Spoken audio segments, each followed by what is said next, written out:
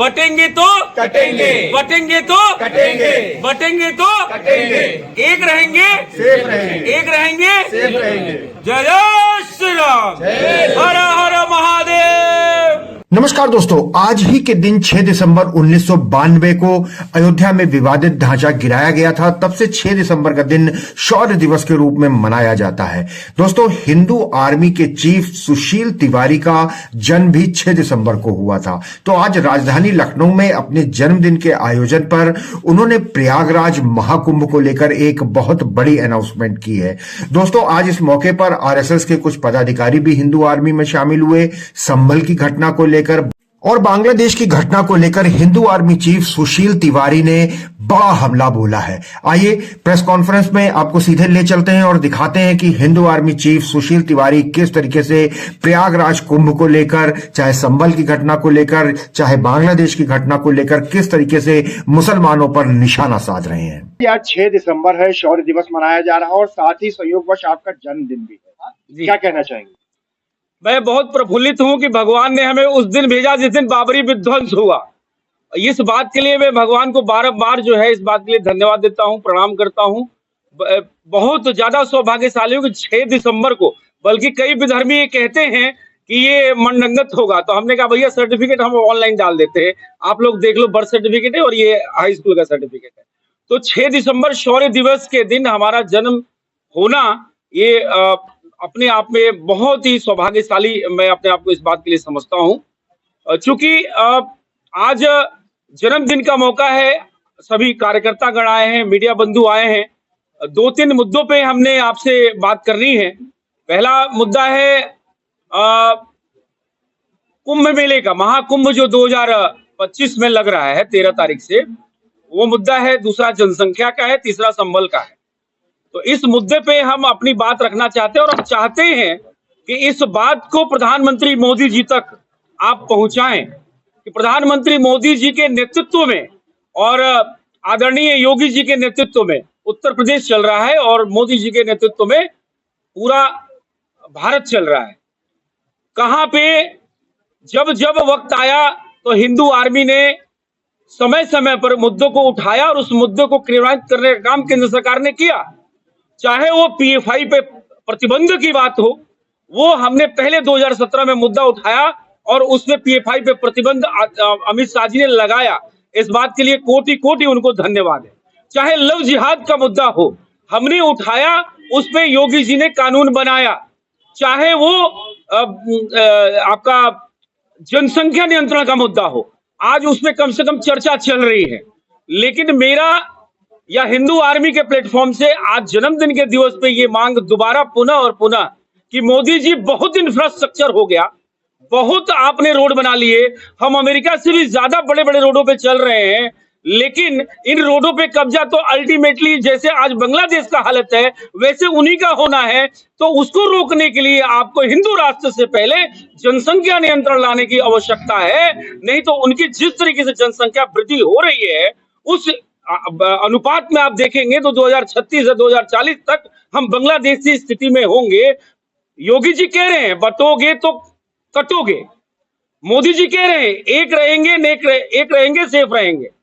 मान लिया, अरे एक तो हम हैं, एक नहीं होते तो आपको केंद्र में पिछले 10 वर्षों से कैसे बैठाए होते?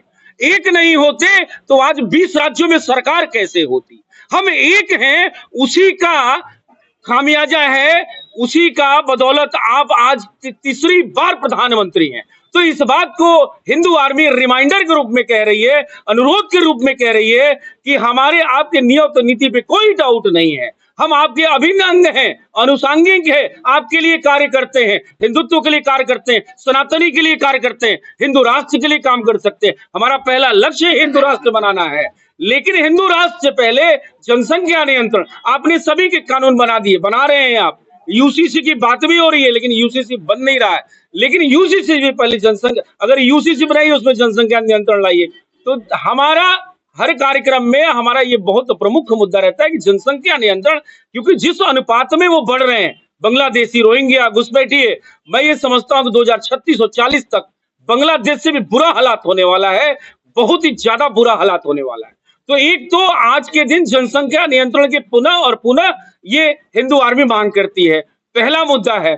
दूसरा मुद्दा है कि अगर आप देखेंगे कि जिस तरीके से देश के अंदर जहां जहां खुदाई हो रही है, जहां जहां खुदाई हो रही है, वहां वहां हमारे ही मंदिरों के निशान मिल रहे हैं और सारे सामान मिल रहे हैं।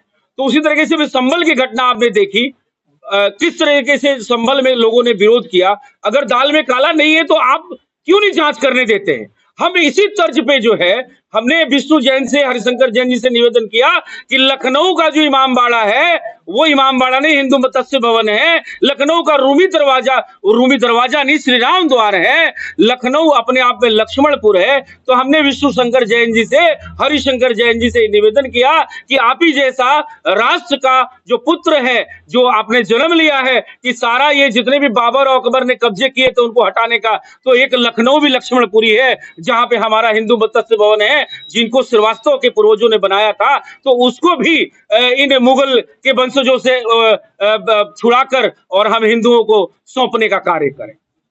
और आज का जो तीसरा और महत्वपूर्ण बिंदु है वो ये है कि महाकुंभ मेले में पिछले 5 वर्ष पहले, 6 वर्ष पहले जो कुंभ मेला हुआ था, उसके अंदर विश्व हिंदू परिषद के एक्सपेरिमेंट के तौर पे ये हुआ कि जिस तरह से मक्का मदीना के अंदर अगर कोई भी हिंदू अपनी दुकान नहीं लगा सकता है, अगर इनके धर्म स्थलों पे कोई हिंदू सनातनी दुकान नहीं लगा सकता है, तो हमारे महाकुंभ में इनकी कोई जरूरत नहीं है, क्योंकि ये ना हमारे भाई हैं, ये तो गाय खाने वाले और गाय को पूजा करने वाले कभी भाई नहीं बन सकते।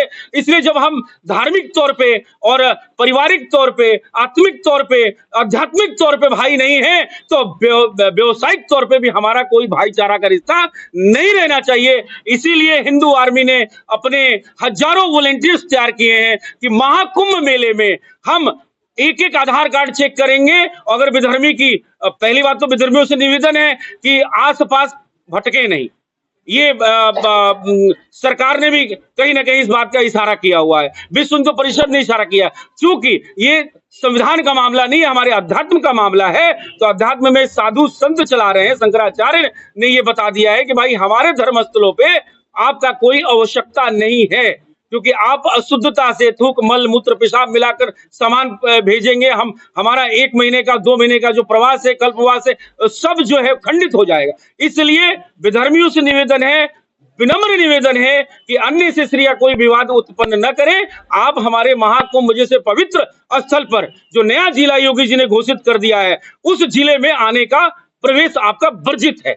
ये अगर आप आते हैं तो उसका परिणाम आप समझेंगे। आपको समझाना, आपको पहले से बताना ये हिंदू आर्मी का कर्तव्य है। ये 3 मुद्दे थे। बाकी मैं बहुत बहुत धन्यवाद करता हूं हमारे संस्थापक अध्यक्ष रणधीर सिंह जी का, इन्होंने संस्थापक सुनील त्रिपाठी जी का, सतीश सन्ना जी का, जिन्होंने हमें कमान दी, अभी तक हमने संभाला। आज हमारे नवनियुक्त राष्ट्रीय कार्यकारिणी के पूर्णकालिक सदस्य सम्मिलित हुए हैं, शैलेश पाठक जी, इनका भी अभिनंदन करता हूं। साथ में हमारे अग्रज, हमारे अभिभावक, हमारे मुखिया बड़े भैया विनोद मौर्य जी हैं, राम यादव जी हैं, और हमारे मित्र नगेंद्र सिंह जी हैं। आप सभी का अभिनंदन करता हूं। सुशील तिवारी जी को इस सौर दिवस पर जन्मदिन की बहुत बहुत शुभकामनाएं, हार्दिक बधाई। सारे मुद्दों को इन्होंने ज्यादातर घेर ही दिया है, फिर भी सनातनी होने के नाते हमारा एक दायित्व बनता है कि जिस तरीके से बांग्लादेश में हमारे हिंदू भाई परेशान किए जा रहे हैं, उस पर एक जन आक्रोश रैली 10 दिसंबर को रखी गई है।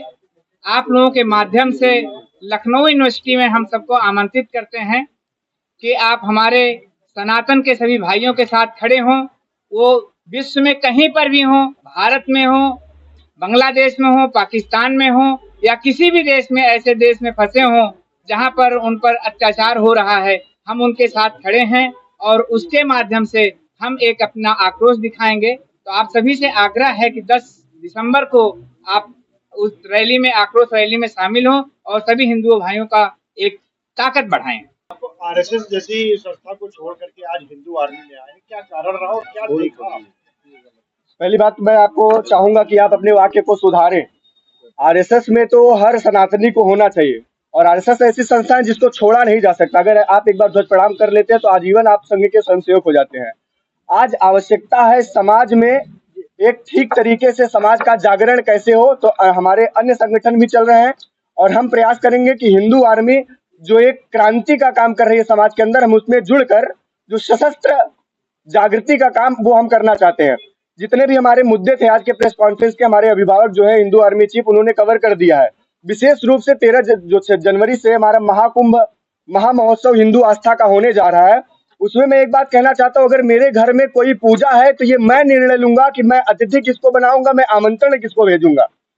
ये न तो सरकार का काम है तय करना, न तो समाज के अन्य धर्मों का काम है। ये काम तय करेंगे साधु संत और समाज के हिंदू समाज के लोग। आज जो उत्तर प्रदेश की गद्दी है वो भगवा में है, एक संत उस पर विराजमान है, तो महाराज जी की नीति और नियत पे कोई संदेह नहीं है। उन्होंने इससे पहले भी हिंदू आस्था के कई प्रतीकों को उत्तर प्रदेश में स्थापित करने का काम किया है।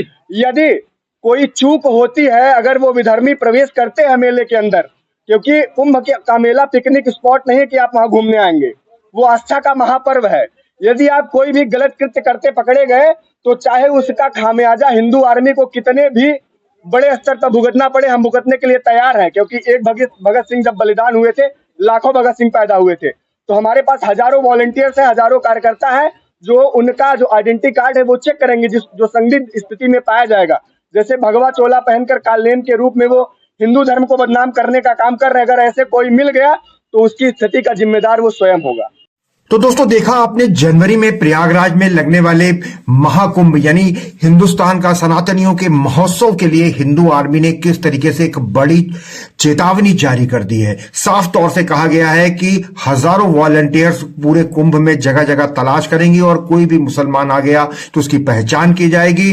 और फिर उसके बाद जो नारा लगा वो सीधा सीधा संदेश दे रहा है कि ये मेरा घर है, मैं जिसको चाहूं उसको बुलाऊं। यानी कि हिंदुस्तान को लेकर एक बड़ी अनाउंसमेंट आज राजधानी लखनऊ से हिंदू आर्मी ने कर दी है। हिंदू आर्मी लगातार इस तरीके के ज्वलंत मुद्दे उठाती रहती है, हिंदुत्व के ऊपर लगातार अडिग रहकर कार्य करती रहती है। और जैसा कि अध्यक्ष चीफ सुशील तिवारी ने बताया कि उनके कई मुद्दे ऐसे थे जिनको सेंट्रल गवर्नमेंट ने उठाया है और उन पर कार्रवाई भी हुई है। दोस्तों राजधानी लखनऊ से लगातार बने रहिए नेशनल वॉच न्यूज चैनल के साथ और ऐसी ही महत्वपूर्ण खबरें और जानकारियां लगातार देखते रहिए। बहुत बहुत धन्यवाद दोस्तों।